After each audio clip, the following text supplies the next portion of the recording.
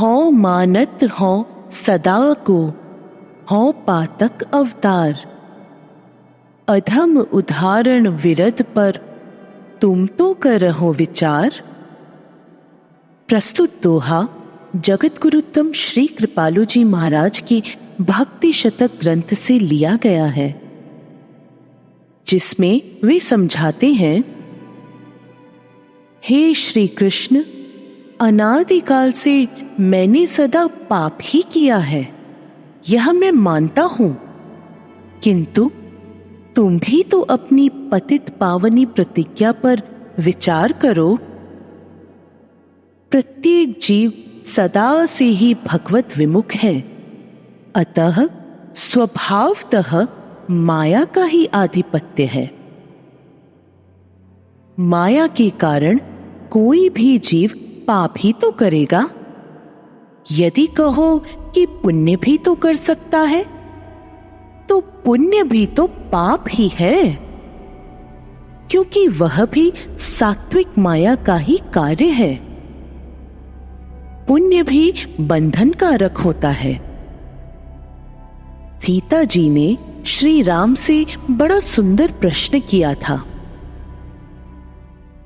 हे राघवेंद्र, जिस पर आपकी कृपा न हो एवं जो मायाधीन हो, उसका एक भी ऐसा उदाहरण बता दो कि जो पाप के सिवा और कुछ करता हो।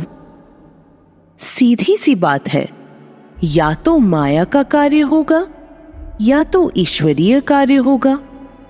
अतः माइक जीव माया का ही कार्य करेगा एवं ईश्वरीय भक्त ईश्वरीय कार्य करेगा। फिर हे प्रभु, मेरे पाप करने पर आपको आश्चर्य क्यों हो रहा है? आपकी माया को तो बड़े बड़े ज्ञानी ध्यानी भी नहीं जीत सके, फिर मेरी क्या हैसियत है?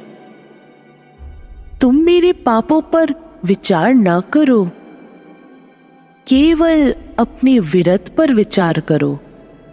यदि तुम केवल यह नियम बनाते कि मैं निर्मल उदाहरण हार ही हूं, तब तो मुझे बोलने का अधिकार ही न होता। किंतु तुमने तो अपना विरद अधम उदाहरण वाला बनाया है। यदि एक जीव ने एक जन्म में केवल एक ही पाप किया होगा, तो भी अनंत जन्मों में प्रत्येक जीवों के अनंत पाप हो चुके हैं। अतः हे प्रभु, अपने विरत पर पुनः विचार करो एवं मेरी विवशता पर भी विचार करो।